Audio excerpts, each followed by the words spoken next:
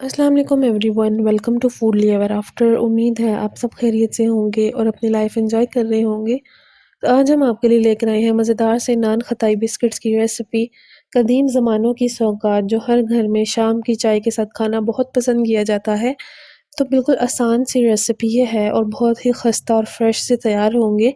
आप इन्हें बनाकर स्टोर भी कर सकते हैं और शाम की चाय के साथ एंजॉय करें या मेहमानों को सर्व करें। तो फटाफट से फिर हम अपनी रेसिपी की तरफ चलते हैं। सबसे पहले एक बाउल में आपने हाफ़ कप पाउडर शुगर ले लेनी है।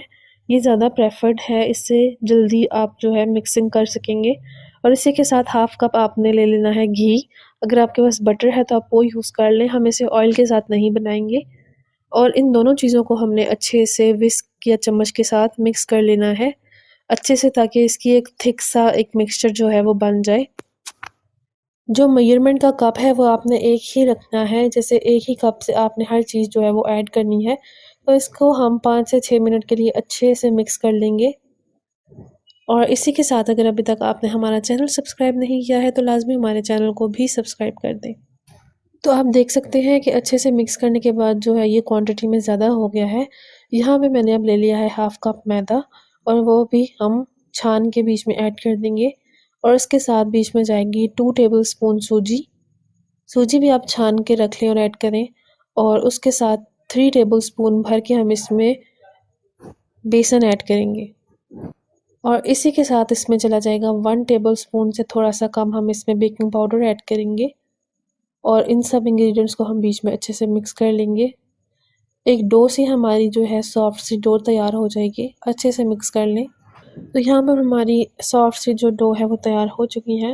दूसरी तरफ यहाँ पे मैंने बेकिंग पैन ले लिया है। अगर आपके पास ना हो तो आप कोई भी जो स्टील की प्लेट है उसको भी यूज़ करके बना सकते हैं। तो उस पैन को मैंने ग्रीस किया है और उस पे फिर मैंने जो है मैदा छिड़क के उसको मैंने अच्छे से ग्रीस कर लिया है।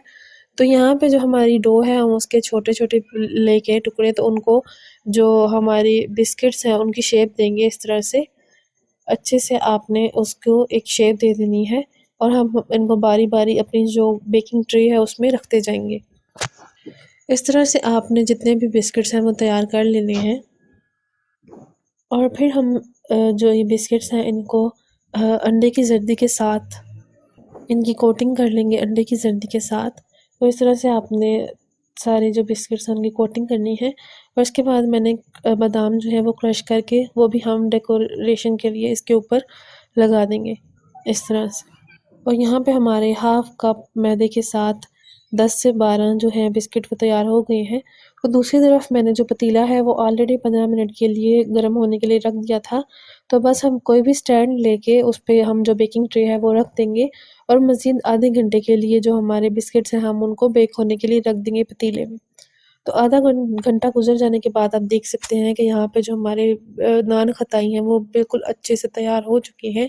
ऊपर उनके एक सुनहरा सा कलर आ गया है और इसी के साथ ये साइज़ में भी डबल हो गए हैं। तो जैसे ही ये ठंडे होंगे तो हम इनको बाहर निकाल लेंगे।